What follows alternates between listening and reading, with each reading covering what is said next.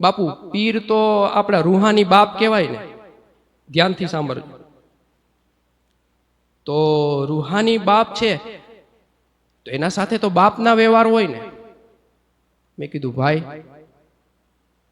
આ ખાહિશાતના ભૂખા, આ જિસ્મના શોખ પૂરા કરનાર, અને આપણે જિસ્માની દુનિયાના અંદર છે, રૂહની દુનિયામાં નથી. અત્યારે રૂહની દુનિયામાં મળીને તો ક્યારેક પૂછી લેજે કે અહીંયા શું કરવાનું છે.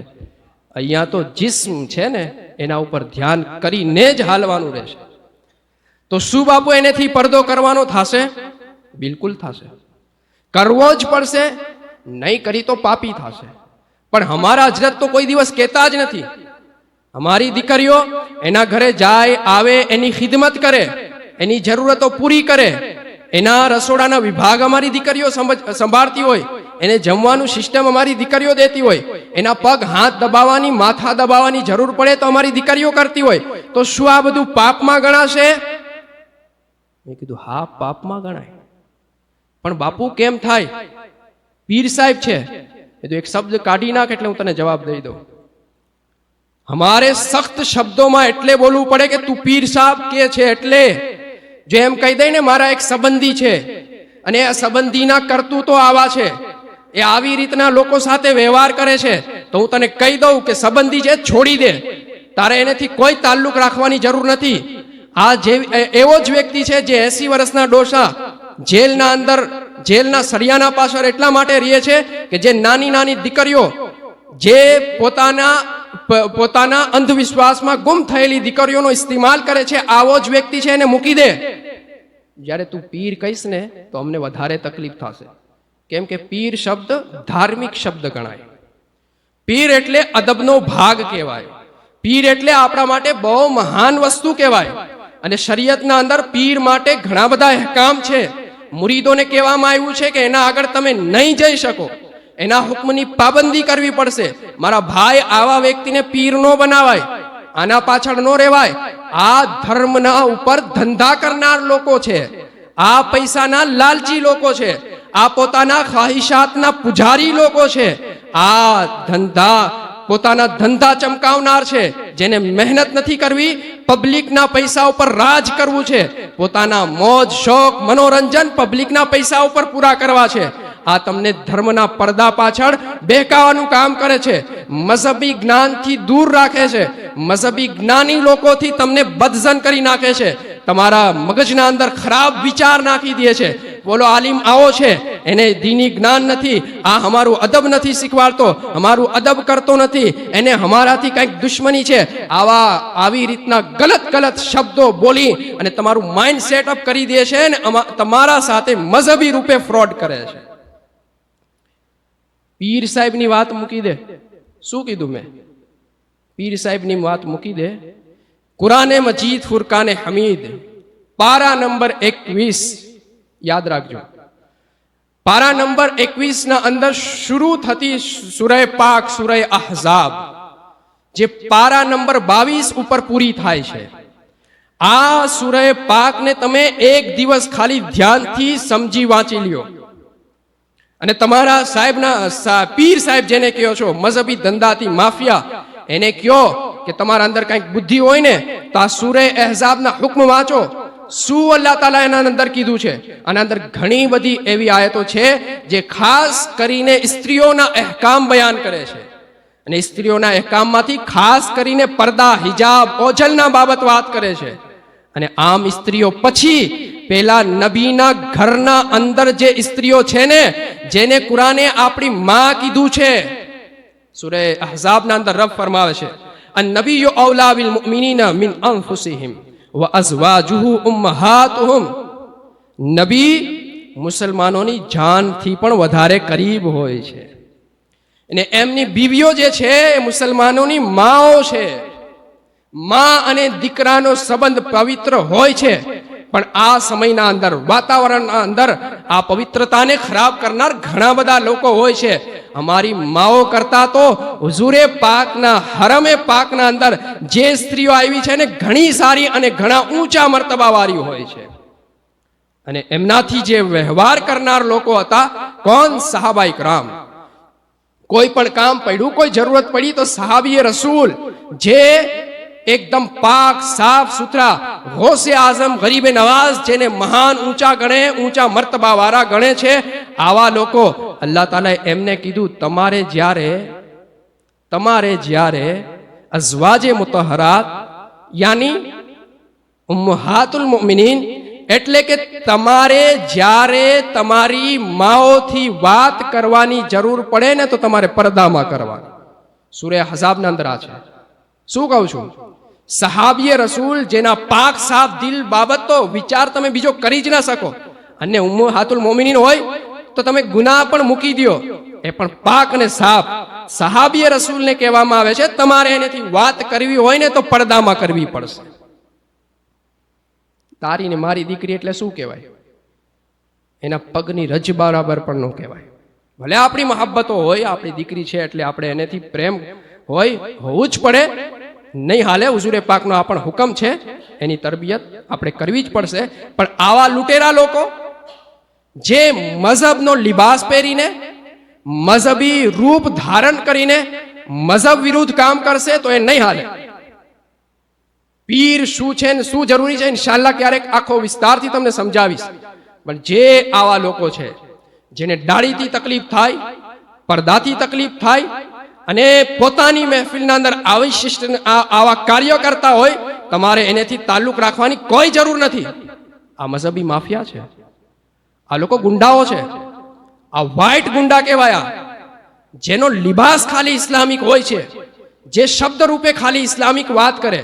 અરે હઝરત એ તો ઓલા ખાનદાનથી છે. અરે ખાનદાનની ક્યાં વાત કરે? હું હુઝુરના ઘરની વાત કરું છું. હુઝુરના ઘરના અંદર જે નિયમ આવે છે એનાથી વધારે શું હોઈ શકે? એક સખ્ત હુક્મ સાંભળો. આયતે પાક છે સૂરે અહઝાબની. અલ્લાહ તાલા ફરમાવે છે 30 નંબર. કેટલા નંબર? 30 નંબર સૂરે અહઝાબ. અલ્લાહ તાલા ફરમાવે છે, યા નિસા નબી મન યأતિ મિનકુન્ન બિફાહિશતિન મુબય્યિના યુદાઅફ લહલ અઝાબુ દિફૈન વ કાન ઝાલિકા અલલ્લાહી યસીરા. બહુ સખ્ત હુકમ છે. ક્યાંની વાત છે? હુઝુર અને હુઝુરના ઘરમાં મોજૂદ સ્ત્રીથી વાત થાય છે. તમે, હું, મારો પીર, મઝહબી રહેનુમા જેને કહું, આ બધા પછીનો ભાગ છે. બહુ દૂરની વાત થઈ ગઈ છે. ખાનદાન, કુટુંબ, કબીલા બધું દૂરની વાત થઈ ગઈ. હુઝુરના ઘરના અંદર સ્ત્રી છે, એને કહેવામાં આવે છે એ નબી કી બીવિયો, तुम में से जो सरी हया के खिलाफ जुरत करे उस पर औरों से दूना अजाब होगा. સમજાય છે કાંઈ? કે બીજાને ઓછો અજાબ થશે, તમને ડબલ થશે. સમજાય છે? લેવલ ખાનદાની બધું મૂકી દો, વાત જ ક્યાં હોય ગઈ? અલ્લાહ કહે છે વકાન ઝાલિકા અલલ્લાહી યસીરા, અને આ અલ્લાહ ઉપર આસાન છે. હુઝુરે પાકના ઘર મુબારકના અંદર જે સ્ત્રીઓ છે એને આ કહેવામાં આવે છે. અને પછીના જે પણ છે આ બધી પછીની વસ્તુ છે. અદબ, એહતરામ બધી વસ્તુ એક જગ્યા પર, પણ હુકમ જે કુરાન, ખુદા, રસૂલ આ બધી વસ્તુઓ જ્યાં આવે છે ને આ બધાય સેમ છે. કેમ કે કુરાને કાસ્ટ વાઇઝ વાત કરેલી છે જ નહીં, કુટુંબ વાઇઝ, ખાનદાન વાઇઝ વાત કરેલી છે જ નહીં. કુરાને શું કીધું છે? યા અય્યુહલ્લઝીના આમનુ, એ ઈમાન વાળા. વાત પૂરી થઈ ગઈ ને? હવે એને હું એમ પૂછી લઉં તારો પીર મુસલમાન છે કે નહીં, તો મને લાફો ન મારી લ્યો. બાપુ કેવી વાત કરો છો તમે? મુસલમાન ન હોય તો હું એને પીર કેમ બનાવું? તો ભાઈ સાહેબ વાત જ છે, યા અય્યુહલ્લઝીના આમનુથી વાત શરૂ કરવામાં આવે છે. બસ વાત પૂરી થઈ ગઈ. ઈમાન વાળો છે તો એના ઉપર હુકમ છે. નમાઝ ફર્ઝ, દાઢી વાજિબ, પડદો જરૂરી કરવો જ પડશે. તો બાપુ રૂમાલ દીએ તો ચૂમવાનું? મારા ભાઈ એની મહેફિલમાં જવાની જ રજા નથી. મુરીદ બનવું હોય તો પડદાની પાબંદી સાથે દૂરી ડિસ્ટન્સ રાખવા પડશે. પણ ઘણા બધા આલિમ કહેનારા બાપુઓ પણ આના ઉપર અમલ નથી કરતા. હુકમ સેમ છે. આમ વ્યક્તિ કરશે ગુનો અલગ, આલિમ થઈને કરશે ડબલ. એનેથી કોઈ ઊંચી કેટેગરી છે ડબલ. ગણતા જાઓ, વિચારતા જાઓ. જે પણ કરે છે પાપી કહેવાશે, પાપ કરનાર કહેવાશે, અને આવા પાપી લોકોને મઝહબમાં કોઈ જગ્યા મળતી નથી. અને તમે એને પીર બનાવી લ્યો એટલે ઘણું તમે મોટી બધી ભૂલ કરી જાઓ છો. આવી કોઈ જાતની શરીયત ઇસ્લામના અંદર રજા નથી. સમજાય છે ને વસ્તુ? તો સાફ હુકમ છે, જે પણ મુસલમાન છે એના માટે ફરજિયાત છે અતિઉલ્લાહ વ અતિઉર રસૂલ, અલ્લાહની ઇતાઅત કરે અને રસૂલુલ્લાહની ઇતાઅત કરે. એના સિવાય કોઈ પણ કામ કરશે તો એ સખ્ત ગુનેગાર છે. આજ સૂરે અહઝાબના અંદર રબ ફરમાવે છે, વમા કાન લિમુમિનિન વલા મુમિના ઇઝા કદલ્લાહુ વ રસૂલુહુ અમરન અન યકૂન લહુમુલ ખિયરતુ મિન અમરિહિમ વમન યઅસિલ્લાહ વ રસૂલહુ ફકદ ضل ضلالا મુબીના. अल्लाह ताला फरमावे છે, और कोई मुसलमान मर्द और कोई मुसलमान औरत जब उन्हें अल्लाह व रसूल का कोई फैसला मिल जाए, मुसलमान मर्द અને મુસલમાન औरत જેને ખબર પડી જાય કે અલ્લાહ અને રસૂલનો ફેસલો આ છે, તો પછી એના માટે ઓપ્શન રહેતું જ નથી.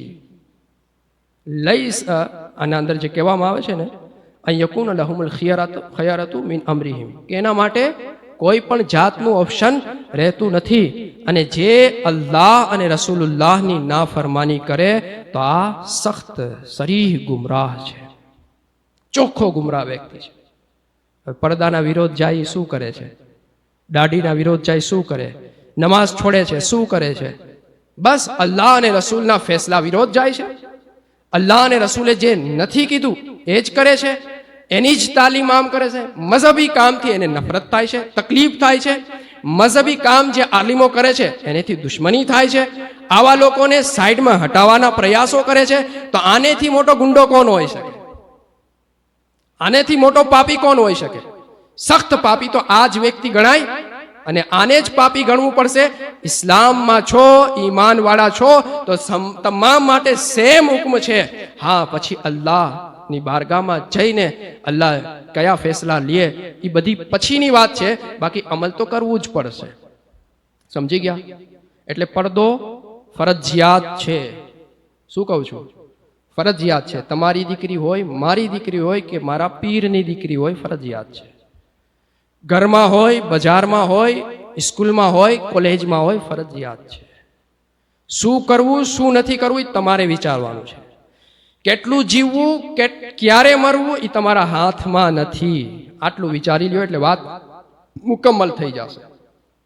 જો તમારા હાથમાં હોય કે ભાઈ 80 વર્ષ પછી જ મરવું છે, તો હું તમને કાંઈ ન કહી શકું.